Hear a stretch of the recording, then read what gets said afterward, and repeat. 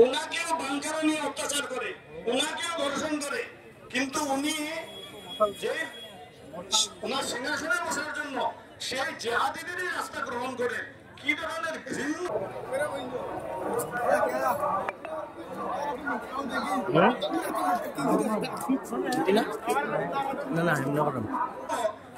চরিত্র।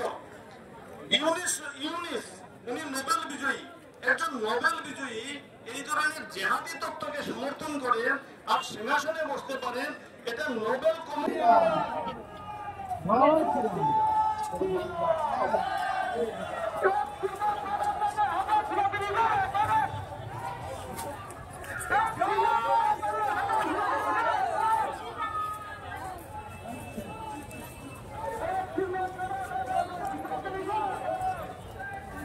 চিন্তা করতে হবে।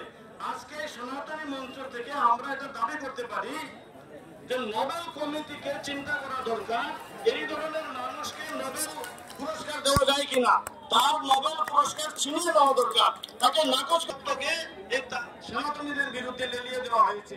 তো এই ধরনের যে অবস্থা, এই অবস্থার মোকাবেলা একদম সনাতনীরা একত্রিত হলেই হতে পারে। আরেকটি কথা, এই যে আমরা এত বড় একটা প্রোগ্রাম করলাম, তো ভারতবর্ষে তো আছে যারা আমাদের মুসলমান ভাইরা আছেন, তাদের সঙ্গে আমাদের সম্পর্ক ভালো আছে, তারাও তো এটাতে সামিল হতে পারতেন। কিন্তু আমরা দেখবেন সব জায়গাতে আমরা দেখি তাদের উপস্থিতি, কিন্তু এখানে উপস্থিত না হওয়ার কারণ কি? আরে রাবণের লঙ্কাতেও বিভীষণ নামক কোন রাম ভক্ত তো থাকে, কি তাদের মধ্যে একজনও নেই সনাতনপন্থী ইসলাম? আমরা জানি ইসলামের মধ্যে এরকম অনেক কবি ঋষি তৈরি হয়েছে যারা সনাতনপন্থী। আমরা কাজী নজরুল ইসলামের নাম জানি। কাজী নজরুল ইসলাম কি? উনি মা কালীর গান করেছেন, শ্মশানে জাগিছে সে মা, বলেছেন উনি গান গেয়েছেন। এই ধরনের যারা নজরুল ইসলাম, এই ধরনের যারা কবি, তো তাদেরকে অনুসরণ কি করা যায় না? সবাইকে আমরা শান্তিতে থাকতে পারি না? আজকের এই কার্যক্রমে প্রধান বক্তা আমাদের উপস্থিত সনাতনী ভাই এবং বোনেরা,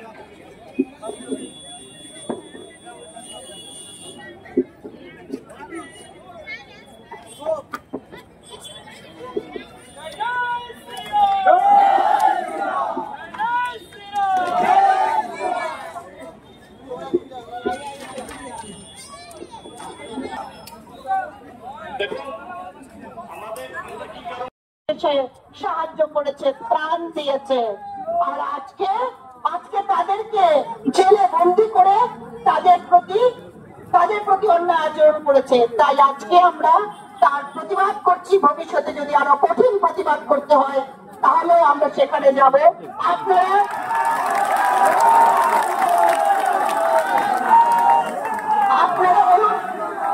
আপনারা বলুন জয় শ্রীরাম,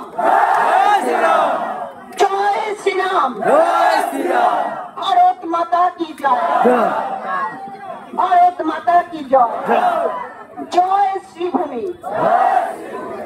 নমস্কার সবাইকে।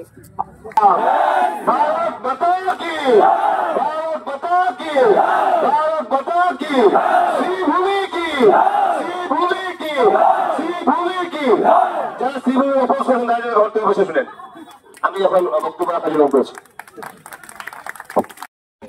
আমরা এখানে শান্তিপূর্ণভাবে জানাচ্ছি একটা কথা আপনাদের সামনে, যখনই কোনো কিছু হয়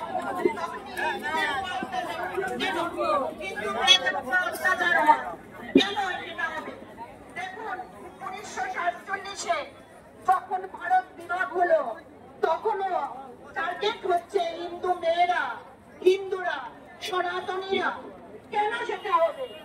কেন? এরাই বিশপ করেছিল 47 ইংরেজি থেকে ভারতবর্ষকে স্বাধীনতা পেয়েছিল। সেখানে কি হিন্দু মুসলিম সবাই এক হয়ে কাজ করেনি? করেছিল। কিন্তু তখন কি হয়েছে? নির্যাতিত হয়েছে, ঘর ছেড়ে এসেছে সেই হিন্দুরা।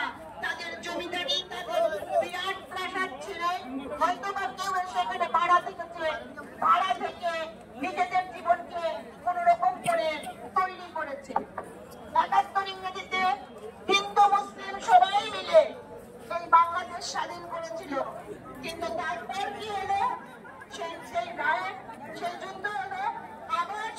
বাংলাদেশিরা, সেই মৌলবাদীরা আমাদের হিন্দুদের উপর অত্যাচার করলো। আর আজকেও যখন ওরা বলছে দ্বিতীয় স্বাধীনতা পেয়েছে, কি লজ্জার কথা! দ্বিতীয় স্বাধীনতার কথা বলে প্রথম স্বাধীনতার সমস্ত কিছু ভেঙে দিচ্ছে। যিনি জাতির জনক ছিলেন, তাদের বঙ্গবন্ধু, তার মূর্তি ভেঙে দিচ্ছে।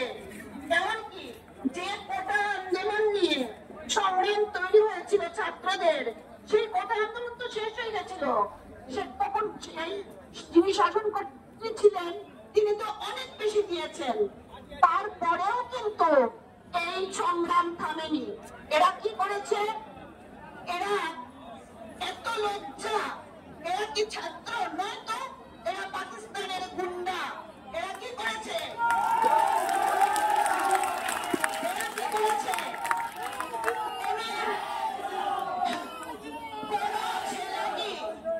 মায়েদের অন্তর্বাস নিয়ে উপরে তুলতে পারে?